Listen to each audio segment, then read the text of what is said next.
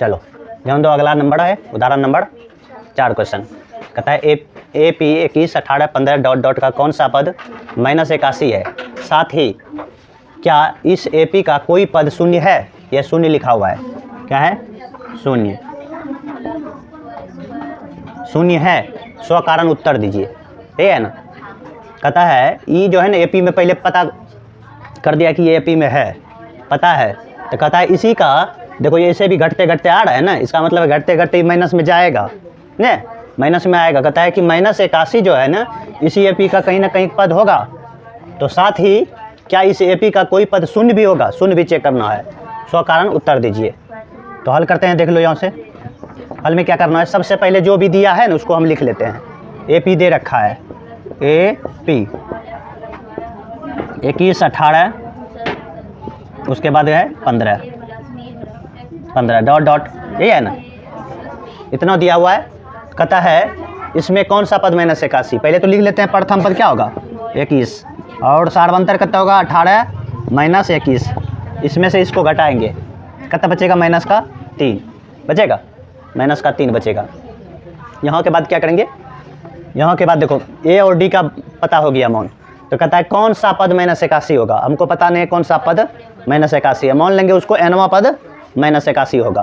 क्या मान लेंगे, nवां पद, मतलब an बराबर मान लेते हैं -81 है, कहता है -81 है। तो an का तुम लोग को फार्मूला बताए थे पीछे, nवां पद के लिए, nवां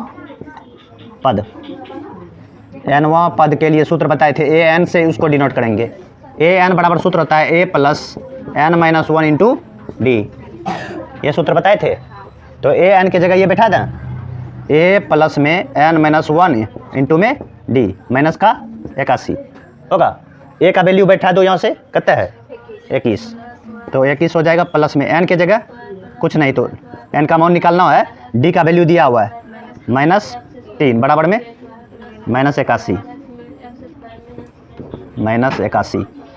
तो देखो यहाँ प्लस में है, ये उधर जाएगा तो माइनस में, तो -3 से अंदर गुना कर दो तो -3n होगा, -3n, और माइनस माइनस क्या हो जाएगा +3, क्या होगा प्लस में 3 बराबर, और यहाँ से क्या होगा -81 और माइनस में 21, ये दोनों को जोड़ कितना आता है, ये भी प्लस में है, उधर जाएगा तो माइनस हो जाएगा, -3n बराबर में यहाँ कितना हुआ 102, माइनस में होगा 102, और ये प्लस में था, उधर जाएगा तो माइनस में, कितना है माइनस में 3 नहीं होगा, तो दोनों जुट जाएगा, -3n दिख रहा है नीचे, -3n, और यहाँ कितना आएगा -105, -100 कितना हो गया 5, और माइनस से माइनस कैंसिल, 3 से कटेगा ये, 3 × 9 और 3 × 5 = 15, यानी कि n का मान कितना निकल गया 35, कितना निकल गया 35, यही हो गया। इसका मतलब है 35वां पद जो है ना -81 होगा। ऐसे बढ़ते जाएंगे, 21, 1, 2, 3, इसे 4, 5, 6 करके 35 पर जब पहुंचेंगे ना तो ये -81 आएगा, उस जगह पर क्या होगा -81 होगा। फिर इसी प्रकार पूछ रहा है इस एपी का कोई पद शून्य है, तब शून्य कर निकालने के लिए क्या करते हैं, फिर से मान लेते हैं nवां पद को 0, क्या मान ला nवां पद को 0, फिर से लगा फार्मूला यही वाला, a + n-1 इंटू में d बराबर 0। a का वैल्यू क्या रखेंगे, अब की बार वही रखना है 21, n का मान निकालना है, और d का मान -3 बराबर 0, -3 बराबर 0।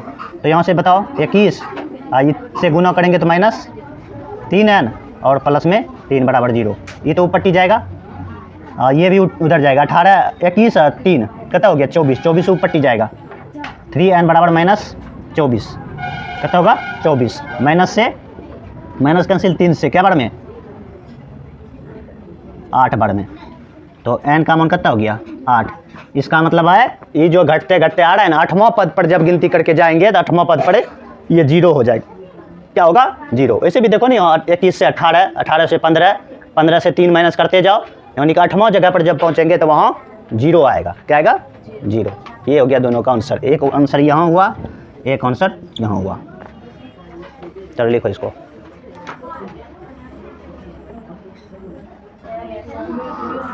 चलो देखो उदाहरण नंबर 5 सवाल है। उदाहरण नंबर 5 कहता है वह ए पी निर्धारित कीजिए जिसका तीसरा पद 5 और सातवां पद 9 है। इंपॉर्टेंट सवाल है ये पूछता है 2 नंबर में। देखो तीसरा पद को हम किससे डिनोट करेंगे?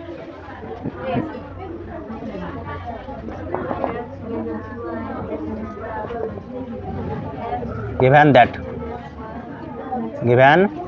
दैट जो भी दिया है उसको लिख देते हैं। देखो यहाँ तीसरा पद क्या दिया है 5, तो A3 बराबर लिखेंगे। तीसरा पद को A3 से डिनोट करेंगे।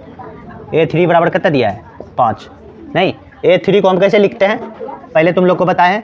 A3 को जैसे A5 होता था, A10 होता था, उसको लिखते थे A प्लस 9D, लिखते हैं ना। A4 होता था A प्लस 3D, लिखते थे कि नहीं। इसको भी अगर 3 है तो इसको क्या लिखेंगे? A प्लस 2D लिख सकते हैं ऐसा? नहीं, हाँ बराबर में 5 होगा। अभी बोलेगा यही का है लिखेंगे, घटाइए करके का है लिखेंगे, ताकि AN का सूत्र ही होता है, AN का सूत्र ही होता है A plus N minus 1 into D। कहता है ना एक कम करने, कहता है नहीं N में एक कम कीजिए, तो यहाँ भी तो 3 में से एक कम करेंगे तो 2 न बचेगा, 2 लिखे है ना, तो वहीं से आया। इसको मान लो समीकरण नंबर 1। पुनः दिया हुआ है सातवां पद कितना 9 है, सातवां पद यानी कि A7 बराबर कितना दिया है 9। इसको क्या लिखेंगे? A प्लस 6D बराबर में 9। तो इसको मान लेते हैं समीकरण नंबर 2। तुम लोग पीछे पढ़ा था विलोपन विधि, पढ़ा था, तो समीकरण 1 और 2 को विलोपन विधि से करेंगे हल। A और D का वैल्यू निकालते हैं। समीकरण 1 तथा 2 से 1 का A प्लस 2D बराबर में 5, A प्लस 6D बराबर में 9। ये चेंज होता है ना, माइनस करते हैं, माइनस, ये भी माइनस, ये कटेगा ताकि एगो प्लस में एगो माइनस में। नीचे वाला जब भी चिन्ह आता है ना, इसका चिन्ह का वैल्यू नहीं रहता, इसके वाला सिर्फ इसका तो रहता है, इस ई जो है ना इसका वैल्यू नहीं रहेगा। तो ये कटने के बाद माइनस में कितना बचेगा? 4D बचेगा, यहाँ से माइनस का 4, तो माइनस से माइनस कैंसिल, 4 से 4 खत्म। D का मान कितना आ गया 1, कितना आ गया 1। अब समझो यहाँ समीकरण 1 में D का मान रख दो, यहाँ लिखेंगे समीकरण 1 में D का मान रखने पर, तो समीकरण 1 कहाँ है? A प्लस 2D बराबर 5, A प्लस 2D बराबर 5, तो D का भी मान निकला कितना 1, तो यहाँ लिखेंगे A प्लस 2 गुना 1 बराबर में 5।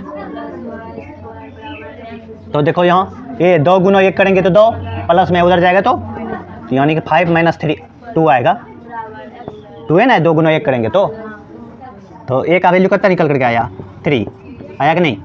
A का मान और D का मान प्राप्त हो गया। तो पूछ रहा है क्या इसमें? कहता है AP निर्धारित करना है, यानी प्रथम पद, दूसरा पद, तीसरा पद ऐसे करके निर्धारित करना है। प्रथम पद तो पते न है, यहाँ निकला, अभी दूसरा पद निकाल लो।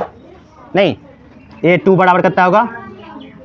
A2 बराबर लिखते हैं A प्लस D, पीछे ये बहुत करते आ रहे हैं नहीं, तो A का वैल्यू आया कितना 3, प्लस में D का मान 1, तो 3 1 कितना हो जाएगा 4। इसी प्रकार अगर तीसरा पद निकालना चाहो तो A प्लस 2D, A का वैल्यू कितना 3 और 2 गुना और D का मान 1, तो कितना हो गया 3 और 2 5। तो AP क्या बनेगा? ये AP क्या बनेगा बताओ तो? AP बनेगा प्रथम पद कितना आया था 3 और दूसरा पद 4, तीसरा पद 5, ऐसे 6 7 आते रहेगा, यही हो गया AP। क्या हो गया AP? लिखो इसको।